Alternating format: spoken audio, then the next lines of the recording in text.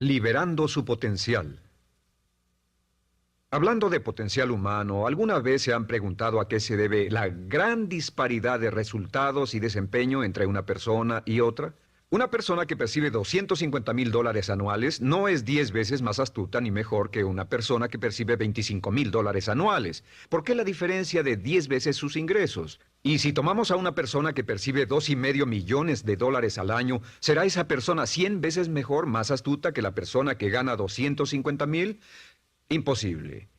En un estudio reciente de coeficiente intelectual probaron a 1,000 personas de una cierta población y llegaron a la conclusión de que la mejor persona entre los 1,000 solo era 2,5 veces más astuta que la persona de menor coeficiente intelectual. Solo 2,5 veces la disparidad, y tal vez eso sea con toda la población. ¿A qué supone que se debe la diferencia? Al hablar de potencial humano, llegamos a una fórmula que deduje hace algunos años.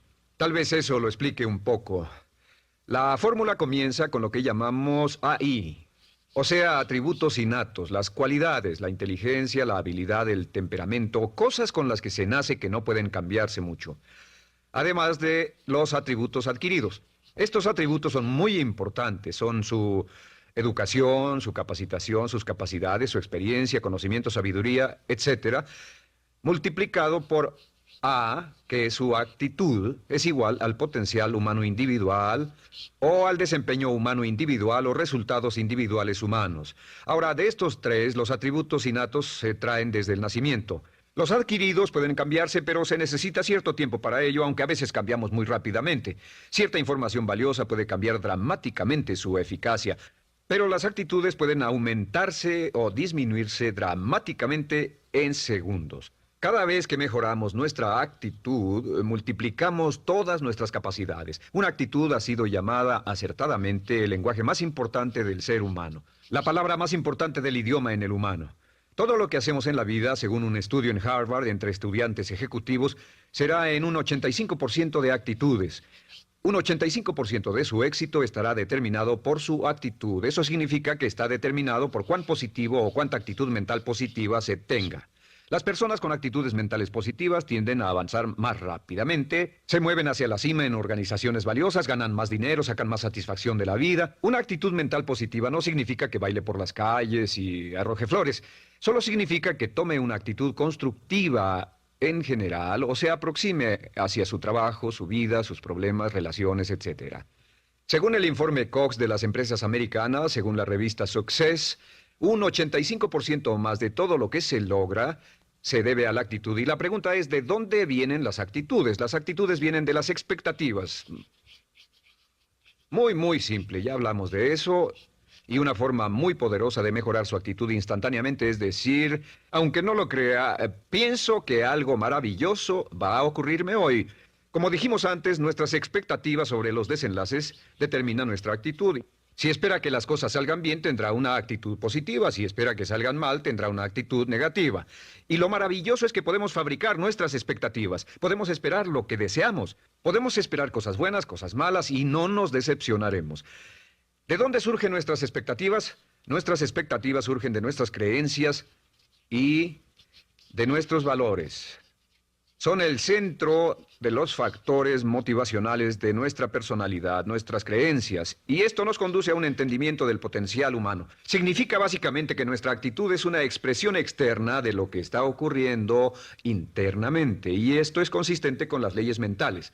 Con respecto a las creencias, cada uno de nosotros tiene muchas creencias en el fondo que los psicólogos llaman los conceptos propios.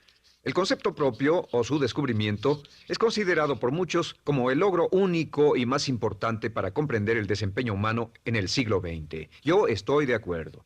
El concepto propio es como, si queremos usar una analogía militar, el centro de mando. O si queremos usar una analogía técnica, es el programa central de su computadora básica.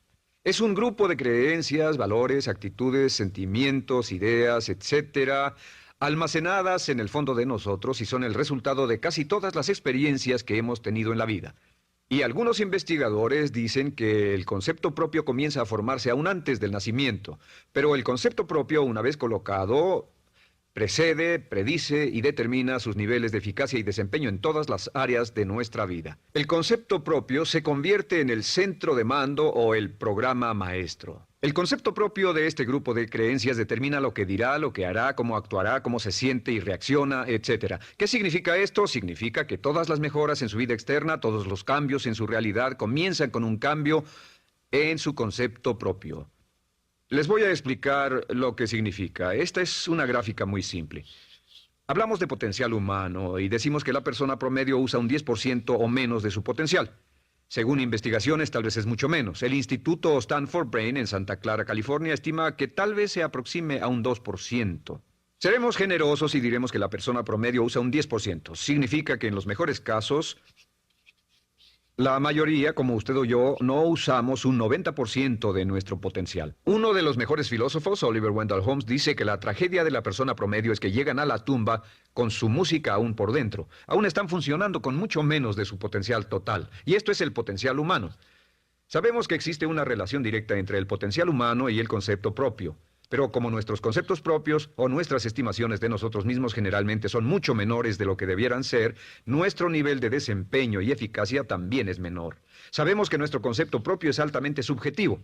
¿Qué significa esto? Significa que el concepto propio, lo que pensamos que es cierto sobre nosotros mismos, no está basado en la realidad, está basado en información que hemos tomado y aceptado como cierto, hasta el grado en que creemos lo que sea de nosotros mismos y se vuelve cierto para nosotros porque actuamos de una forma consistente con ello. Algunas personas que leen sus horóscopos y creen en horóscopos predicen su futuro. Hay algunas personas que toman la crítica y las opiniones de otros a quienes ni siquiera respetan y hacen suyas esas ideas, dando un resultado muy negativo. Lo que piense, lo que acepte como cierto, se vuelve cierto para usted. También sabemos que como adultos tenemos una variedad de conceptos propios. Tenemos un concepto propio de cómo vestirnos, cuánto pesamos, lo que comemos, lo bien que podemos hablar en público, qué tipo de padres somos, qué tipo de hijos somos con nuestros padres, qué tipo de esposo o esposa somos, qué tipo de amante, de conductor.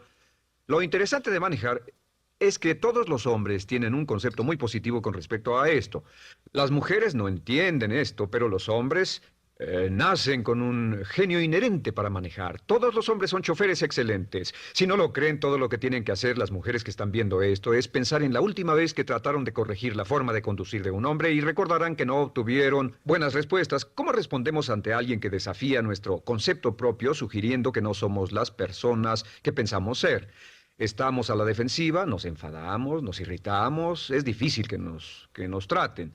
Tenemos un concepto propio de lo creativos que somos, lo inteligentes, lo rápido que leemos, lo bueno que somos en los deportes, y si practicamos una gran variedad de ellos, tenemos un concepto propio para cada uno de ellos. Tenemos un concepto propio de lo bien que cocinamos, de lo bien que educamos a nuestros hijos, de lo bien que limpiamos nuestra casa, los autos que manejamos, etc. Y también de lo que valemos por lo que ganamos. Es muy interesante saber que nunca ganamos más del 10% de nuestro concepto propio en ingresos. Nuestro concepto propio determina nuestro nivel de ingresos. Este nivel de concepto propio se llama zona de confort. Y aunque querramos más dinero, veremos que la tendencia humana natural de todas las actitudes es luchar por lograr entrar a la zona de confort y luego quedarnos ahí. Si ganamos un 10% por encima de nuestro concepto propio de ingresos, tendremos una necesidad imperante de deshacernos de ese dinero. Lo donaremos, lo gastaremos en forma extravagante y hasta lo perderemos si recibimos demasiado. Las personas que ganan la lotería siempre están quebradas a los 2 o 3 años. Queman el dinero porque ese dinero está más allá de su concepto propio. Si gana 10% o menos de su nivel de concepto propio, se descubrirá luchando, trabajará más duro, más tiempo, pensará en forma más creativa, buscará diferentes formas para aumentar sus ingresos o sus segundos ingresos. La única forma de mejorar cualquier parte de su vida, incluyendo sus ingresos, es aumentando el nivel del concepto propio de sus ingresos, comenzando a pensar en usted como si estuviera ganando más dinero. Si quiere bajar de peso, la única forma en que podrá lograrlo es pensando en que está delgado. Piense en usted mismo como una persona más delgada. Si quiere volverse una persona más popular, más amorosa, más feliz o más sana, comience a pensar una y otra vez en esas cosas hasta que se vuelvan parte de su nuevo concepto propio. Hablaremos de eso más adelante. Es una parte esencial de la programación de su mente hacia el éxito. Su concepto propio global está determinado por el promedio de sus conceptos propios en las áreas que considere importantes. Ahora, su concepto propio está formado de 3 partes críticas. La primera parte del concepto propio es el ideal propio. El ideal propio es la persona que más desearía ser, es su idea de lo que constituye un ganador, es su visión ideal de lo mejor que puede ser usted. Nada más, una de las cosas que sabemos de las personas con éxito es que las personas con éxito tienen ideales propios muy claros, ideales claros de quién quieren ser en el futuro. Las que no tienen éxito tienen ideales muy vagos. El número 2 es la autoimagen. La autoimagen es como un retrato de cómo se ve a sí mismo y lo que piensa de sí mismo. La autoimagen es el espejo interno, es como se percibe a sí mismo ahora en su desempeño actual, en forma cotidiana. La tercera parte es su autoestima. Su autoestima es cómo se siente consigo mismo. Cómo se siente consigo mismo es la fuerza motriz, el motor, la fuerza poderosa dentro de su subconsciente. Es la fuerza de energía dentro de su concepto propio y determina casi todo lo que le pasa. La mejor definición de autoestima es cuánto se agrada a sí mismo. Cuánto se agrada a sí mismo como esposo, cuánto se agrada a sí mismo como empleado, cuánto se agrada a sí mismo como jefe, como inversionista, como orador profesional, como atleta, etcétera. Según se agrade a sí mismo, su nivel de autoestima, su sentimiento emocional global respecto a cualquier área de su vida, determina su desempeño y su eficacia en dicha área. Lo sorprendente es que se convierte en lo que piensa, su concepto propio es maleable, su autoestima puede formarse repitiendo una y otra vez, me agrada mi persona, me agrada mi persona, me agrada mi persona. Me agrada mi persona, me agrada mi persona, me agrada mi persona. Entre más se repita, me agrada mi persona, me agrada mi persona, entre más lo repita una y otra vez, más crecerá su autoestima y entre más crezca su autoestima, más crecerá su concepto propio global. Cuando crezca su concepto propio global, su desempeño será mejor en todo lo demás que emprenda. Cada vez que diga, me agrada mi persona, me agrada mi persona, me agrada mi persona, me agrada mi persona, me agrada, será como bombearse psicológicamente. Todo lo que pase que haga que su autoestima suba hará que se comporte mejor. Todo lo que haga que su autoestima baje hará que se comporte peor, que cometa errores, que sea infeliz, etcétera. Un punto crítico de agradarse a sí mismo, sobre autoestima y agradarse a sí mismo, es que, número 1, nunca puede querer a nadie más de lo que se quiere a sí mismo. Que su nivel de autoestima es determinante de la calidad de relaciones que tenga con los demás. Y número 2, es que nunca puede esperar que nadie más lo quiera o respete más de lo que se respeta a sí mismo. Cuanto se agrade o se respete a sí mismo, determina sus actitudes hacia usted. Todas las escuelas de psicología actualmente están de acuerdo en el hecho de que depende de lo que usted realmente se quiera y se respete a sí mismo como un ser humano valioso e importante, tiene efecto sobre todo lo que le pase. Cuánto se agrade a sí mismo y lo que puede hacer es mejorar su autoestima diciendo me agrada mi persona, me agrada mi persona, me agrada mi persona, me agrada mi persona. Y esto nos lleva a la pregunta, ¿de dónde viene el concepto de autoestima?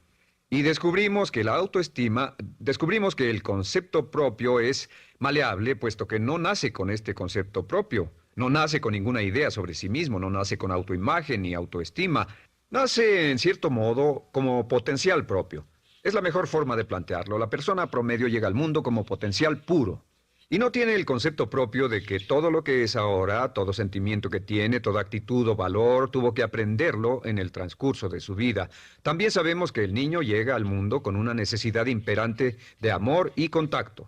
Y como una gran cantidad de investigaciones lo indican, necesitamos mucho amor y contacto durante toda nuestra vida, pero en especial durante nuestros años de formación, porque de niños aprendemos quiénes somos, cuánto valemos, si somos importantes, inteligentes, amorosos, chistosos. Todo esto lo aprendemos por la forma en que nuestros padres nos tratan. Si nuestros padres, nuestros parientes, tíos o tías, en especial nuestros padres, nos tratan como si fuéramos realmente importantes, crecemos pensando que somos realmente importantes, pero si nuestros padres no lo hacen, pasa algo más. Sabemos que los primeros años de vida son los más importantes para el desarrollo del concepto propio, que un niño comienza a partir de cero. El niño nace sin saber quién es él o ella. Son sumamente valiosos el primero, segundo, tercero, cuarto y quinto años de vida. Algunos psicólogos pensaban que eran los 5 primeros años, pero ahora dicen que son los 3 primeros años. En sus 3 primeros años de vida el niño aprende quién es y dicen que si se les da suficiente cantidad y buena calidad de amor en los 3 a 5 primeros años, los prepara usted de por vida. Los coloca en una base sólida de autoestima y confianza en sí mismos, valor e importancia realmente. Existe una relación directa entre la calidad y la cantidad de amor y el desarrollo de una personalidad sana. Entre más amor, amor incondicional, reciba un niño en sus años formativos, más fuerte será la base de su personalidad. El reverso de la educación es que casi todos los problemas de psicosis, neurosis, perturbaciones de la personalidad y problemas de comportamiento surgen de los problemas que se tengan con el concepto propio. Ahora observemos a los adultos. Aquí está nuestra personalidad adulta. Si nos observamos, podemos llegar a reparar nuestras bases, por así decirlo, repitiéndonos una y otra vez: me agrada mi persona, me agrada mi persona, me agrada mi persona, y llevamos ese concreto reparador hacia la base de nuestra personalidad. Los niños necesitan el amor como las rosas necesitan la lluvia. Los niños que carecen de amor a menudo mueren por escasez de amor. Es una enfermedad llamada marisma. Ahora, ¿qué más sabemos sobre los niños? Sabemos que los niños llegan al mundo con dos atributos notables. El primero es que no sienten temor. Los niños nacen sin temores. No temen a nada excepto a caerse y a los ruidos fuertes. Y esto se expresa en sus actitudes: yo puedo. Los niños llegan al mundo pensando que pueden hacer cualquier cosa, y quien haya criado a un niño hasta la edad de 3, 4 o 5 años sabe que debe pasar esos primeros años evitando que se maten, porque son como pilotos japoneses, porque no le tienen miedo a nada. Su segundo atributo es que llegan al mundo totalmente espontáneos. Dicen lo que quieren, hacen lo que quieren, son totalmente desinhibidos. Totalmente. Ellos no temen hacer nada de lo que desean, y esto se expresa en su actitud: no quiero. No tengo que hacerlo. Si ha tratado de controlar a un niño, lo habrá visto. Lo primero que dicen cuando comienza a darle órdenes, lo primero que aprenden es: no, no tengo que hacerlo.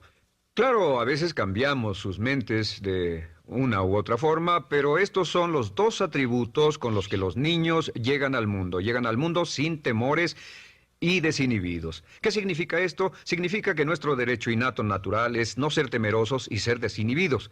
Y solo cuando podemos crear la misma situación en nuestra vida adulta, cuando no tememos y somos desinhibidos, nos sentimos a gusto con nosotros mismos. Las mejores organizaciones, las mejores compañías son las que crean un ambiente donde nos sentimos sin temores y sin reservas para ser nosotros mismos y para hacer lo mejor de nosotros.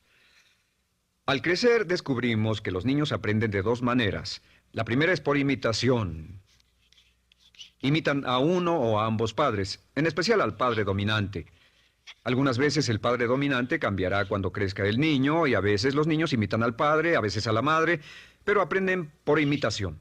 Muchas características y hábitos que tenemos como adultos los aprendimos de nuestros padres. ¿Alguna vez ha tenido la oportunidad, ha tenido la ocasión de gritarle o reñirle a uno de sus hijos? Verá que le dice las mismas cosas que le dijo su padre a usted cuando era niño.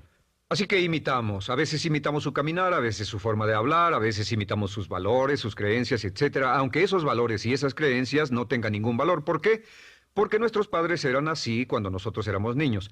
La segunda forma en que aprendemos es pasando de la incomodidad, lo que no se siente bien, hacia la comodidad.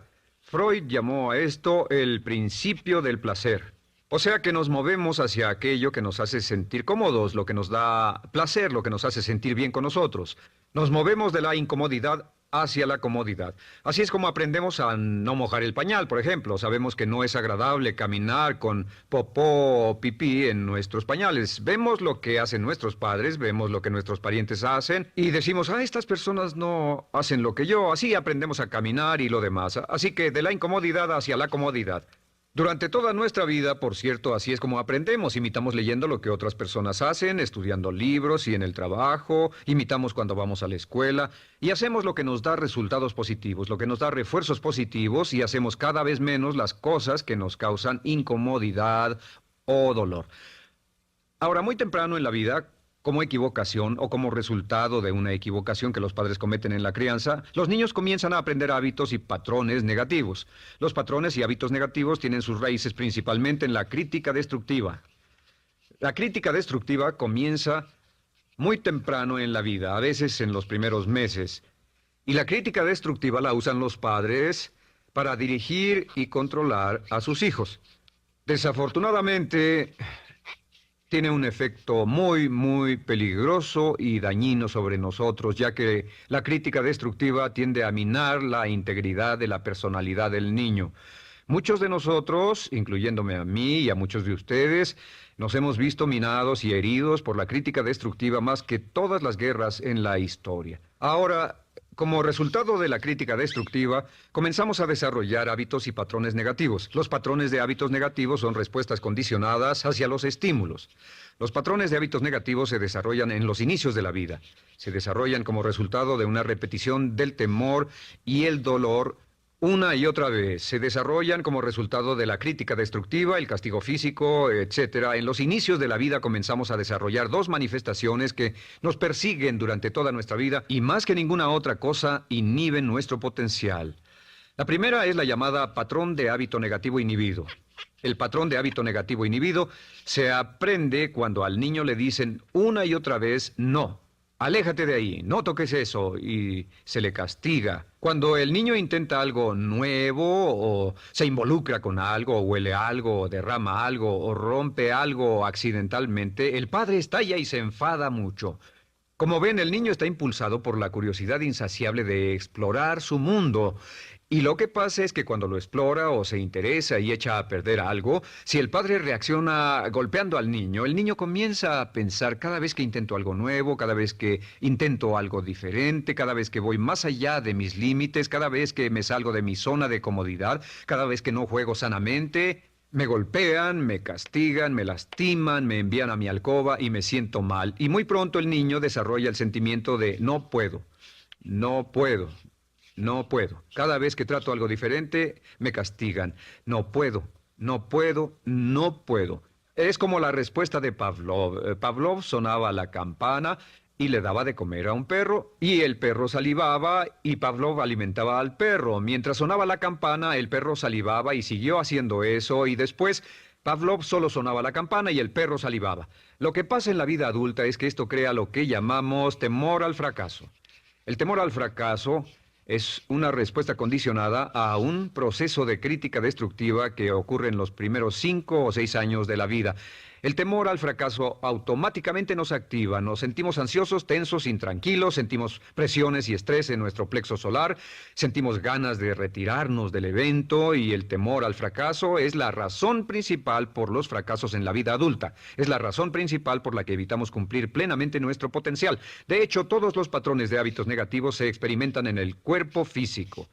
Puedes saber cuál es un patrón de hábito negativo porque se siente en el cuerpo físico, precisamente. El patrón de hábito negativo inhibido, el temor al fracaso, el no puedo, ocurre primero que todo en el plexo solar. ¿Ha tenido la ocasión donde debe hablar frente a un grupo, debe ir a una revisión de su desempeño o debe hacer una llamada determinante? Primero su plexo solar se aprieta. Si el temor continúa, su respiración se acelera. Su corazón comienza a latir apresuradamente, su frecuencia respiratoria aumenta y le duele la cabeza como migraña en la parte frontal, su garganta se le cierra y no puede hablar y se le seca la boca por completo. Y como se pone tan tenso y asustado, va corriendo al baño. Estas son todas las manifestaciones. No hay peligro físico, pero sí peligro psicológico, una respuesta condicionada. Cuando sentimos estas cosas, la tendencia es retirarse de la situación que las ocasiona y es la razón por la que no logramos mucho si retrocedemos. Es muy importante. El segundo patrón de hábitos negativos es el compulsivo. El patrón de hábito negativo compulsivo se aprende cuando a los niños se les dice una y otra vez, más vale que lo hagas. Si no lo haces, tendrás problemas o me las pagarás. A los niños se les convierte en recipientes del amor condicionado. Los padres no intentan hacer esto, pero lo que hacen es sugerirle al niño, no te amo, por lo tanto no estás a salvo, a menos y hasta que hagas lo que yo quiero. El niño crece sintiendo, tengo que hacer lo que quiera mi mamá. Debo complacerla, debo complacer a papá, debo complacer a los demás, debo complacer a mis parientes y a veces debo complacer a mis semejantes, debo complacer a mis maestros, debo complacer a todo el mundo y crecen con esto, debo. No puedo hacer lo que quiero hacer, debo hacer lo que complace a las demás personas. Este patrón de hábito negativo muy temprano en la vida se traduce en el temor al rechazo. El temor al rechazo lo experimentan los hombres como adultos como un comportamiento tipo A. Hablaremos del comportamiento tipo A posteriormente. El comportamiento tipo A es una necesidad compulsiva o excesivamente compulsiva de complacer de algún modo a alguien sin normas de comportamiento, prácticamente sin pensarlo. El temor al rechazo nos impulsa, nos hace muy sensibles a las necesidades de los demás. Hacemos cosas que otras personas quieren, no hacemos lo que nosotros queremos. Siempre estamos tratando de complacer a los demás. Tenemos preocupaciones o nos importan las opiniones, sentimientos y actitudes de otros hasta el punto donde ocultamos nuestras necesidades. El temor al rechazo se siente en la columna del cuerpo. Se divide el cuerpo a la mitad y se siente hacia abajo en la mitad posterior del cuerpo. El primer lugar donde comienza a sentirse el temor al rechazo es generalmente en los hombros y el cuello. Nos sentimos entumidos, duros, tensos. Cuando tenemos mucho que hacer, sentiremos un estrés tremendo en la columna. Los músculos se estiran en la parte posterior. A veces se manifestará como flebitis y venas varicosas y a menudo nos darán dolores de cabeza en la parte posterior de esta porque las arterias carótidas que llevan la sangre hasta la cabeza, los músculos a su alrededor se contraen y la cantidad de sangre que fluye hacia la cabeza fluye más lentamente y se siente un terrible dolor de cabeza en la parte posterior. Estos dos temores, los patrones de hábitos negativos compulsivos, el compulsivo y el inhibitorio, son resultado de la crítica destructiva, el gran destructor de la personalidad que nos persigue durante toda la vida. Y lo maravilloso de todo esto es que como son patrones de hábitos aprendidos, podemos olvidarlos. Podemos acabar con el temor al fracaso que nos detiene. Podemos acabar con el temor al rechazo que hace que hagamos cosas que complacen a los demás en vez de complacernos a nosotros, trabajando con nuestra propia autoestima. Porque existe una relación inversa entre la autoestima y el patrón de hábitos negativos. Porque entre más se agrade a sí mismo, menos teme al fracaso. Entre más se agrade a sí mismo, menos teme al rechazo. Entre más se agrade a sí mismo, menos temerá a cualquier cosa. Y si sigue repitiendo, me agrada mi persona, me agrada mi persona, me agrada mi persona una y otra vez, si sigue diciendo esto, con el tiempo su autoestima sube más y más y más y más y sus temores desde luego bajan. Cuando su autoestima sube, sus temores van en dirección opuesta. Ahora, ¿cómo enfrentar la crítica destructiva si debe criticar a otras personas? Pues eso es muy simple. Muchos padres nos han preguntado eso. ¿Cómo se controla a los niños? Una de las claves para controlar a los niños es dirigirlos para que hagan algo constructivo en lugar de hacer algo destructivo. Otra cosa que debe recordarse es que lo que quiere hacer es que quiere dar una crítica informativa, crítica constructiva, lo que significa que se les dice a los niños lo que pueden hacer o a los adultos lo que pueden hacer mejor. Todo el propósito de dar retroalimentación de cualquier tipo es mejorar el desempeño. Si es padre o si es jefe o si es una persona en una relación, si una persona está haciendo algo malo o inadecuado, todo el propósito de darles cualquier tipo de retroalimentación es para que puedan hacerlo mejor. Sin embargo, existe una relación directa entre la autoestima y la crítica destructiva. Cada vez que se critica a una persona, su autoestima baja. Y cada vez que su autoestima baja, su habilidad para desempeñarse baja. Si critica a una persona en forma destructiva demasiado tiempo, llegará a un punto donde no intentarán nada. Se convierte en lo que llamamos hipersensible. Un adulto hipersensible es aquel que no puede aceptar críticas de nadie. Un adulto hipersensible es una persona que está muy tensa, ansiosa, si siquiera sugiere que no está haciendo lo correcto. Si trata con un adulto hipersensible, la clave es sentarlo y recordar 4 cosas. Número 1, comenzar con alabanzas. Número 2, proteja la autoestima de la persona a toda costa. Número 3, discuta el desempeño y no a la persona. Hable del comportamiento más que de la persona. Y número 4 es enfocarse hacia el futuro en vez de en el pasado. Enfóquese hacia lo que va a hacerse en forma diferente en el futuro en vez de lo que pasó en el pasado. ¿Por qué? Una razón muy simple, porque una persona no puede controlar el pasado. Al no poder controlar el pasado, cualquier crítica de lo que han hecho en el pasado les da un estrés tremendo y frustración. Así que, en resumen, la clave del éxito en la vida es una actitud mental positiva. Una actitud mental positiva se basa en expectativas de éxito, de una serie de expectativas positivas. Esa serie de expectativas positivas se basa en sus creencias y en su concepto de sí mismo. El centro de su concepto propio que determina su eficacia en la vida es su autoestima, y su autoestima se mide por cuanto se valore a sí mismo. Las dos cosas que nos frenan más que nada son el temor al fracaso y el temor al rechazo. Y uno de nuestros secretos centrales de éxito es este: Conviértase en un organismo generador de autoestima perpetua. Haga continuamente cosas para usted mismo, hacia sí mismo en su vida, que hagan que se agrade a sí mismo, que se ame, que se acepte, que se respete, que hagan que se sienta fantástico con usted mismo. Si es un jefe o un padre, no olvide que la clave para el máximo desempeño en su hogar y en su trabajo es hacer que las personas se sientan maravillosamente consigo mismas. Entre mejor se sienta consigo mismo y más se agrade, más probable será que logre que las personas a su alrededor lo quieran, lo acepten, lo respeten, se respeten.